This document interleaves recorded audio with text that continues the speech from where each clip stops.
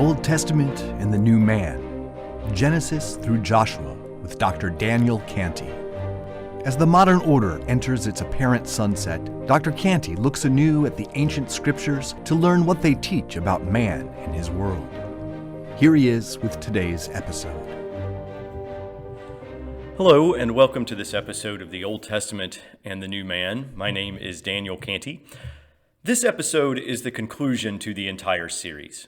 So in this episode, I am going to talk about a few key themes that I think are important for understanding the purpose of this series and the various things that I've had to say as we've walked through it. So I'm going to review a little bit of previous ideas, but at the same time do this with a notion of looking forward. So what do we do with all that has been said to this point? Now, the title of the series is The Old Testament and the New Man. And by the Old Testament, I have meant Genesis through Joshua, with a big focus on the creation of Israel. How is it that Israel is created?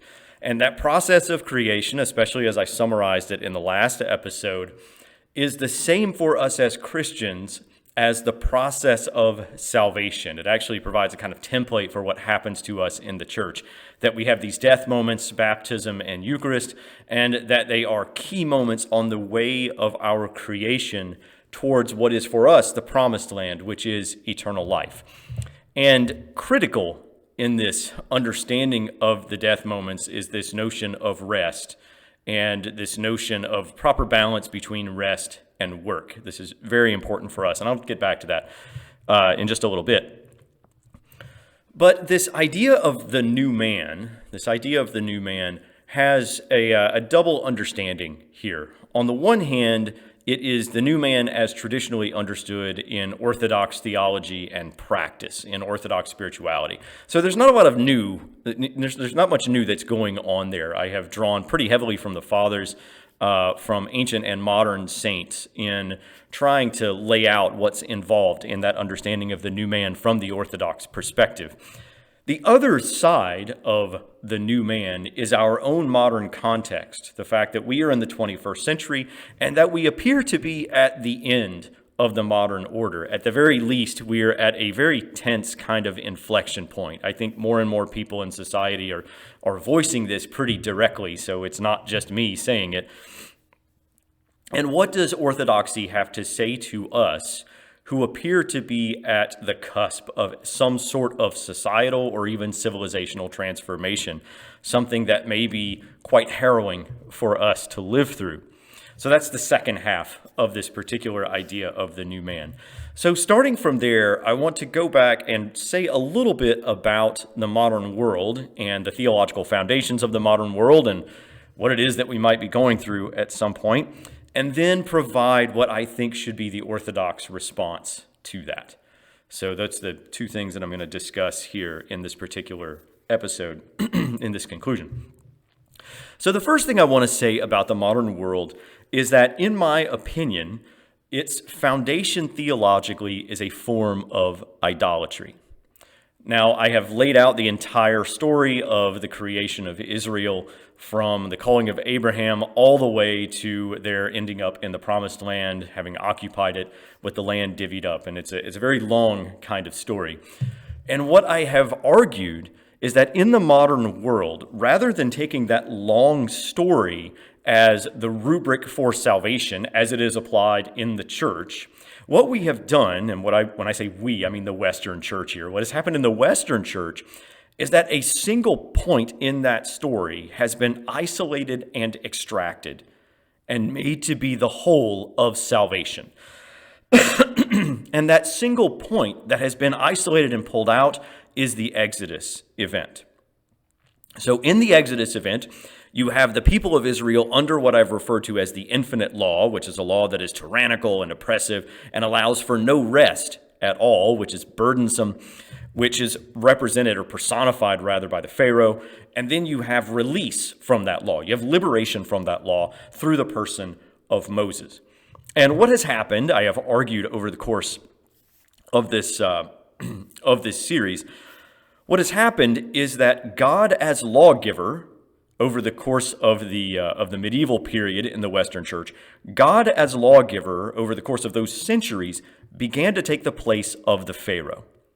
So God becomes the one who issues the law that is tyrannical and oppressive and burdensome. The law of God is no longer seen as merciful. It is rather a source of tyranny, a source of terror to the individual, to the Christian. And then, at the critical point, which is the doctrine of justification by faith alone in the Reformation, especially as it is explained or espoused by Luther, at the critical point, Christ is revealed as the liberator. Christ is the one who frees from the law. So you have this moment pulled out of the story of Israel in which you have a Pharaoh who gives a tyrannical and burdensome law, and then you have a new Moses who frees from that law, and Christ is the one who liberates from the law. The law no longer tyrannizes, the law no longer oppresses, and critically, the law is no longer relevant for salvation. And this is all in Luther's doctrine of justification by faith alone. And the argument that I have made in the course of this series is that this understanding of Christ as one who liberates from the law is an idolatrous understanding of Christ, because this is not what Christ fundamentally does. Christ liberates us from sin. He frees us from sin, and he frees us from the curse of death as a finality. But he brings us back to the law now with the grace to be able to obey, that we are actually strengthened in our obedience to obey by faith in him and by faith in what he has done. He doesn't liberate us from the law as something that is in fact infinite. And he doesn't say the law is no longer of any value for salvation. This is not what happens. But this is a new kind of Christ whose purpose, whose grace and salvation is liberation from God as lawgiver. And the sort of lived personification of this in Luther's own life is his break from the Roman Catholic Church. So I think there's definitely a kind of parallel there between his own thinking and his own life. But this is a law, or this is rather a Christ and a form of grace that sets the stage for a church, and ultimately, I would argue, for a civilization in which breaking the law and breaking the limit that the law implies now has become the path of salvation. And what you have is a kind of cycle, just as it would be, say, in the life of an individual. So you have a cycle over the course of centuries in the modern world in a civilization in which you have a series of times in which the law is seen as tyrannical and oppressive, and then it is broken and people are further liberated. And so over the course of centuries, there is a process of progressive liberation from God, who is less and less influential in our society, and the church, which is more and to a greater and greater extent dying in the West. Liberation from the neighbor, which modern philosophers have described as alienation. What do we do with this distance that we have from our neighbor? Liberation from the natural world as a form of limit, which is what the technological world that we live in does for us. It liberates us from the limits of nature. We no longer have to feel them or be subjected to them in the way that we once did. And so we find ourselves here at the end of the modern world after several hundred years of development in this direction, living these liberated lives, where the laws that once were have been set aside, and we are fully free individuals. We have a freedom in a way that really peoples before us could not have imagined. The analogy for this from the Pentateuch, I think, is really summed up pretty well in the story of the golden calf, where Aaron makes the calf, and then he says to the people, "Here, O Israel, are your gods who brought you out of the land of Egypt." And the people sat down to eat and drink, and they rose up to play. And so here is your God, but it's not your God, it's an idol. And what this idol does is it blesses license. It says, now you can eat and drink, now you can rise up to play. Now you can do what you want. Now you are liberated from the law. And in my opinion, this spirit that we see in the golden calf has been imported in the most subtle of ways, the most subtle of fashions, into the Western church. And full disclosure here, this has so much to do with why I left the Western church and became Orthodox.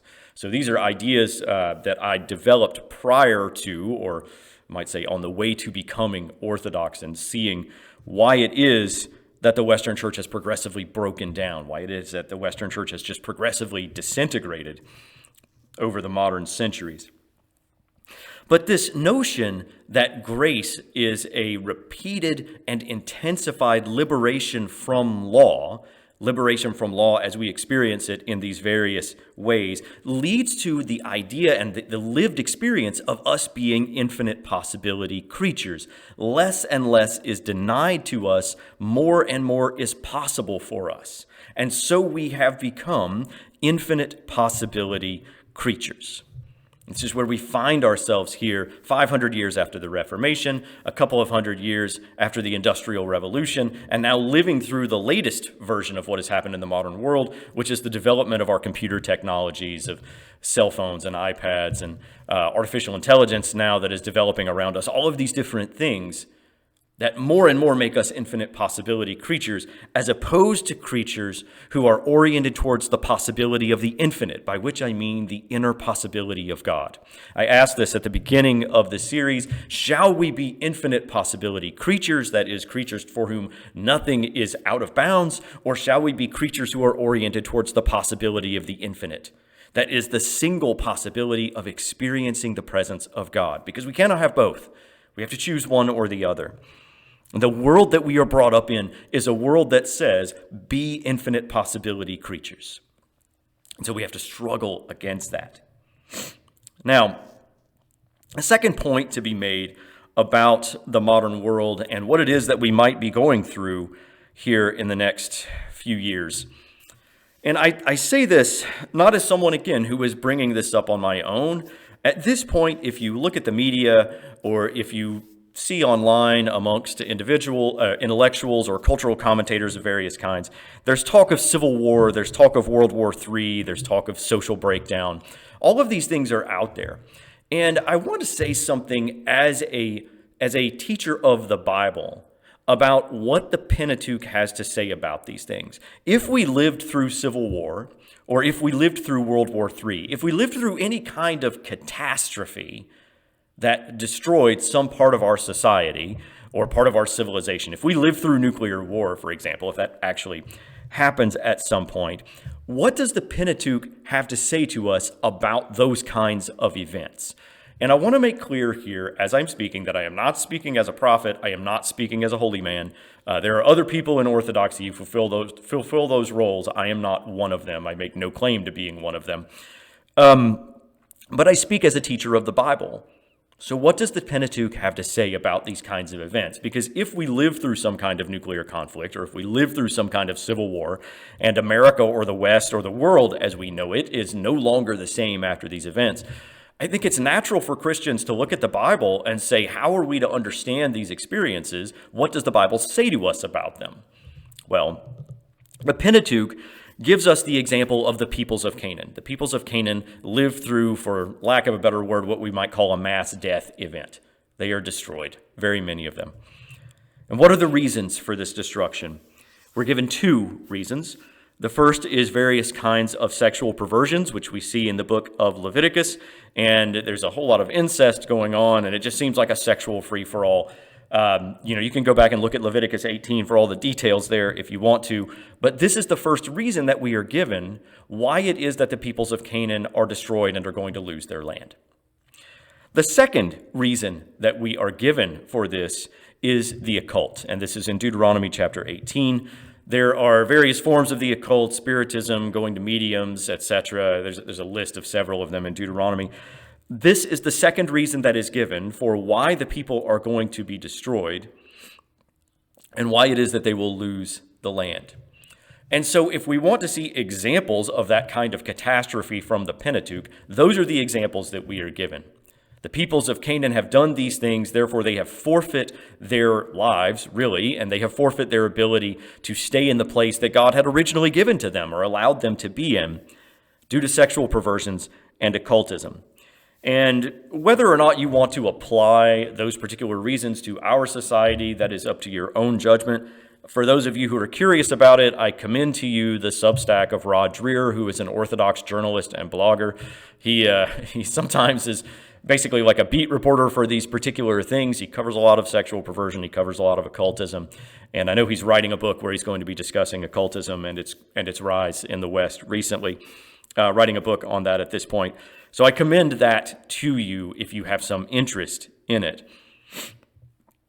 The third thing that I want to point out here is that when we look at destructions of society, or when we look at societies faced with some sort of punishment or some sort of catastrophe, for Israel, the major sin is idolatry. The warnings over and over again are against idolatry.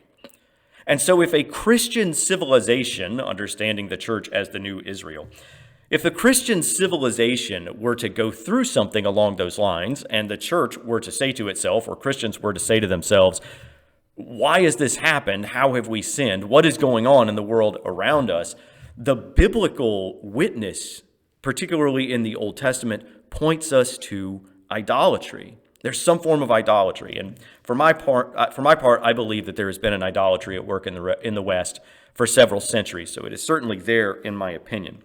But again, I want to stress, I am not saying this as someone who says, well, these things are going to cause whatever, or that these sexual perversions and these occultism, if America has a civil war, this is why.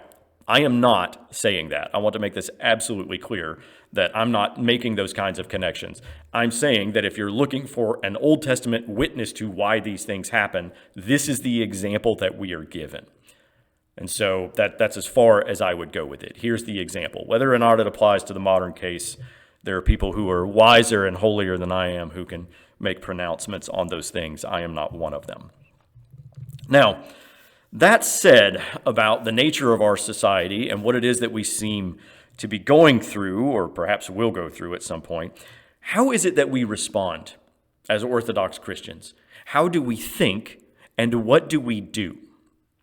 Now, the first thing about how we think, I would say that we have to understand that rest is what is holy to us. And this rest should be understood in the context of work, with work as its complement. The two of them go together. And I want to make it clear here that freedom and equality, which are what is holy to American society, are not what is holy in the Scripture. The Scripture is not a book about the holiness of freedom. It is about the holiness of rest. And so the fundamental categories for understanding human existence and human relationships, including the human relationship with God and the relationship with our neighbor, has to do with the proper balance of work and rest. What burdens do we have to endure and do we place on our neighbors? What burdens does God place on us? And how do we rest? How do we rest in God? How do we provide rest for our neighbors? This is the way that we should understand the Christian life. The Christ says, "Come to me, you who labor and are heavy laden, and I will give you rest." Rest is what is holy. When he criticizes the Pharaohs, when he criticizes the Pharisees, one of the first things he says, if not the first thing, is, "You tie up heavy burdens hard to bear and lay them on others, and you do not lift a finger to lighten them yourselves."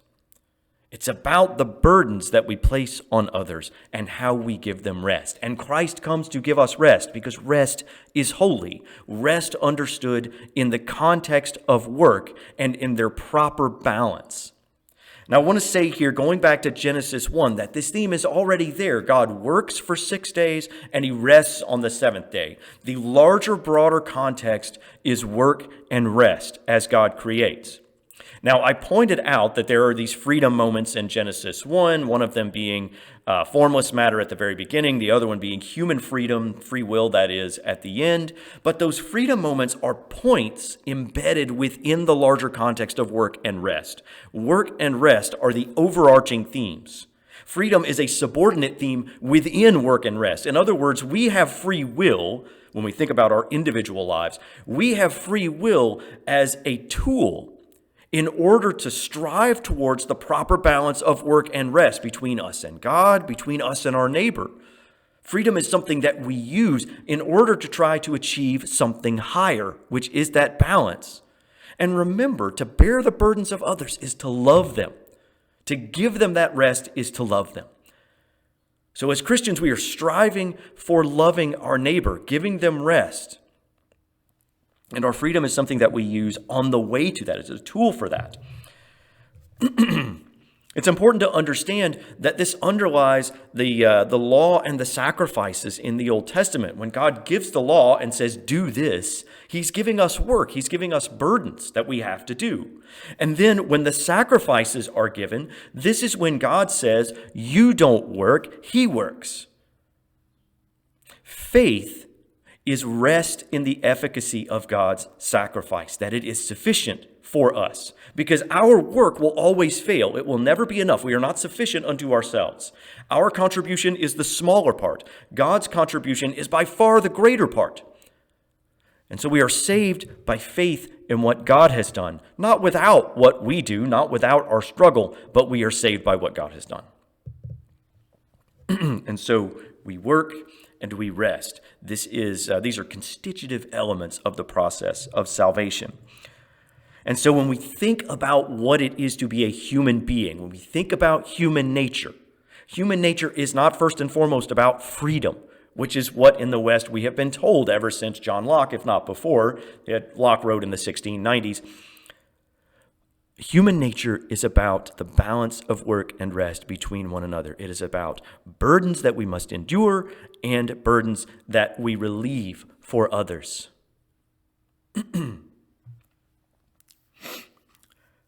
Now, if that's how we think about human nature, what is it that we then do? Well, we strive to rest in God, and we strive to rest in our neighbor and to give our neighbor rest. Love God, love your neighbor. But understand that this search for rest and this orientation toward rest overrides the search for freedom, or and when I say our search for freedom, what I mean fundamentally is people who say, I want to live by my desires. That's what my day is about. Doing what I want to do, fulfilling my passions, whatever they may be. That's not what we as Christians are about. When we wake up and we get out of bed in the morning, we search to rest in God and to provide rest for our neighbor. That is our orientation. This rest in God, I think, prominently happens in prayer, whether at the liturgy where we pray corporately, or when one is in one's own room and prays, saying prayers, practicing especially the Jesus prayer, seeking stillness. These are the ways that we rest. These are the ways that we seek God on a daily basis. And I've emphasized, I think, pretty strongly the notion of interior prayer and the life of the inner man, the inner life.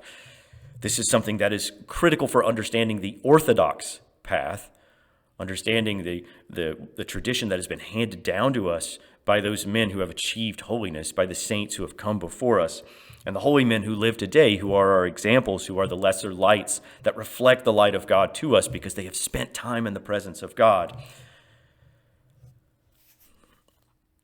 If you want to be in God's presence, then one has to set aside all of the distractions and all of the infinite possibilities that are out there that tempt us, and focus solely and exclusively in quiet and in stillness, in silence, in holy silence.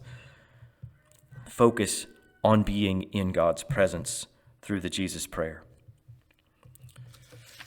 Now this, I think, is very important for us, that if our society does go through something cataclysmic, if we do go through some sort of civil war, or if there is a World War III or some sort of nuclear conflict, people all over will be searching. Where do they go? How do they understand what is happening in the world? What do they do? And for the Orthodox Christian, the answer doesn't change. The church hasn't changed. The path has not changed. We turn to God in love of him, in prayer and in obedience, and in love of our neighbors. But when things are rising and falling, when societies are when they're ending and when they're searching for a beginning, for the Christian, it will be time to find and turn to the eternal within, to strive for the possibility of the infinite rather than infinite possibilities. the possibility of the experience of God, rather than the search to make oneself into a God. For my part, I am convinced that there will be no rebirth of society, no reorientation of our civilization, without men who are in touch with the eternal inwardly, and who have found some way to be in the presence of that which does not die. Such men provide a standard for living and a way of peace. They are a light to others when there is great darkness around us. And so I encourage all of you who have listened, all of you who have followed along, to seek God, to seek rest in God, in prayer and in love of neighbor, to seek him inwardly, and to be prepared to cling to him inwardly if such things happen around us that are harrowing and that are difficult. That the path, I remind all of you, does not change, that God does not change, and that he remains there with us. I want to thank all of you who have watched and listened over the course of this. I really do appreciate your time, and I hope that you have found something of what has been presented here of the Old Testament to be fruitful for you. Thank you. The Old Testament and the New Man, Genesis through Joshua with Dr. Daniel Cantey. Dr. Cantey taught religion and philosophy at Bethel University from 2012 to 2019. He is a graduate of Yale Divinity School and Emory University and lives with his family in Clarksville, Tennessee. This has been a listener and viewer-supported presentation of Ancient Faith Radio.